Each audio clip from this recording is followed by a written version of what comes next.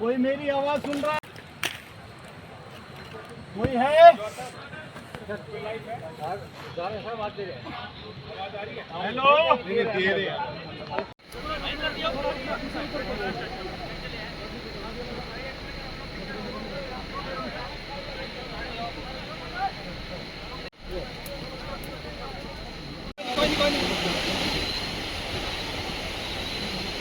आराम से सर।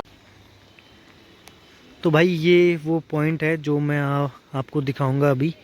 यहाँ जो सामने देख रहे हो 7 लोग इसमें दबे हुए हैं, 5 लोग 6 लोग निकल गए, एक लास्ट एक गाड़ी वाला है जो उसमें फंसा हुआ है।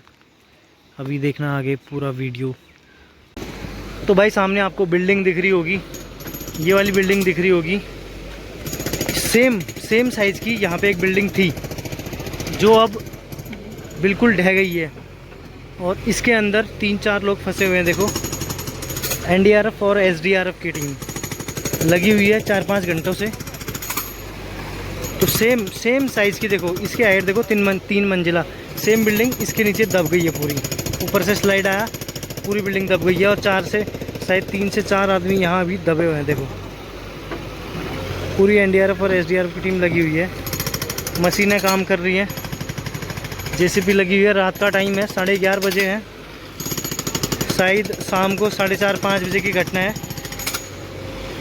इस एरिया में जितने भी लोग थे कोई भी नहीं सोए हैं, सारे के सारे अभी तक जाग रहे हैं क्योंकि इतनी भयानक घटना हो गई। पूरी बिल्डिंग दब गई भाई इस जगह में।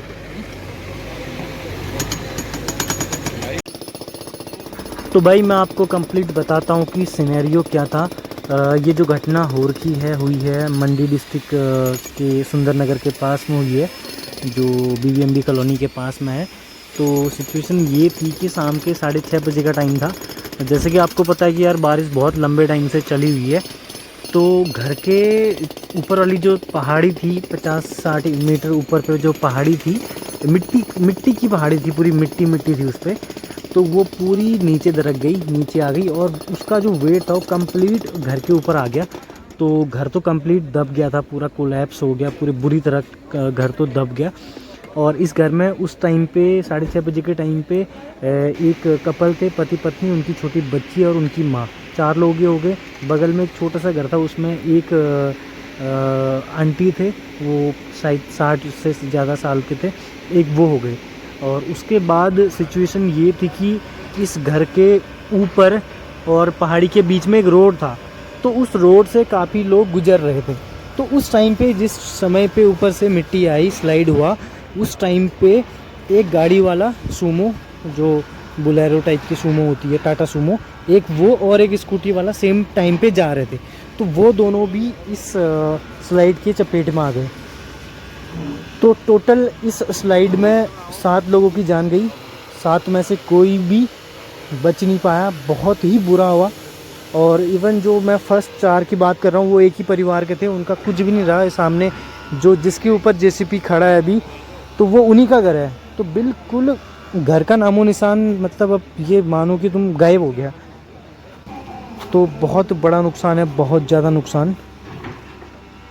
प्रकृति के आगे सब कुछ फेल है, बहुत ज़्यादा नुकसान हो रहा है। ये तो एक इंसिडेंट मैं आपको दिखा रहा हूँ, पता नहीं इतने कितने इंसिडेंट सेम टाइम पे हो रहे हैं अभी भारत में और चल रहे हैं इस सिचुएशन पे।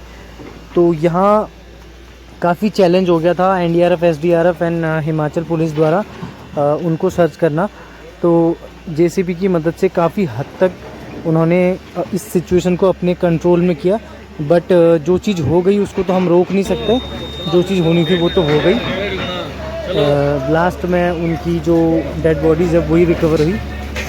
तो इस मौसम के अकॉर्डिंग देखो, सामने वाला भी जो घर आपको दिख रहा है बगल वाला, वो भी मतलब अंदर को धंस टाइप का गया, उसमें दरार आपको दिख रही होगी, अंदर के साइड को धंस गया है।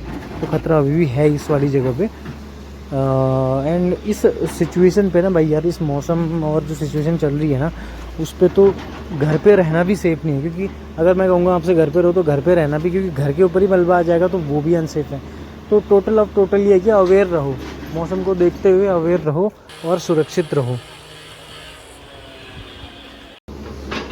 तो भाई कम से कम ये मानो कि आप 7 बजे 6:30 बजे समथिंग ये घटना हुई।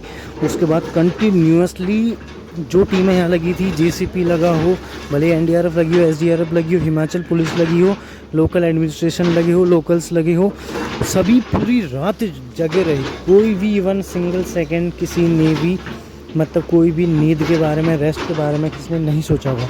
ये जो जेसीपी ऑपरेटर है इनके बारे में बता दूं, इनके काम की सराहना की नहीं जाती अक्सर, बट जो इन्होंने काम किया है इस ऑपरेशन में वो अलग लेवल का है, इसका लेवल अलग है। क्योंकि भाई ये भाई जो था कंटिन्यू इसने काम किया, कंटिन्यू, और बहुत रिस्की काम था क्योंकि ऊपर से मलबा आ रहा था। बहुत शानदार काम। और जो ये टीम है आप देख रहे हैं, लगातार भाई लगातार लगे रहे, पूरी रात लगे रहे, कोई मतलब पीछे हटने को तैयार नहीं था।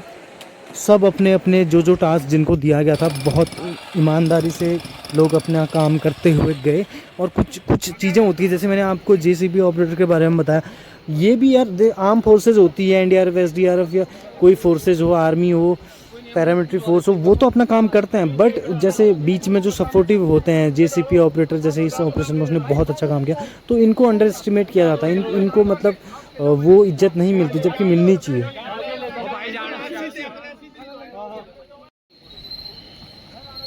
तो भाई इस तरह ये घटना हुई और दुख बहुत ज़्यादा है, बहुत ज़्यादा दुख है, बट कुछ हमारे हाथ में ऐसा कुछ है नहीं। सो फाइनली पूरी रात ख़त्म होने के बाद सुबह हो गई और लगातार 12 घंटों से ऑपरेशन जारी है।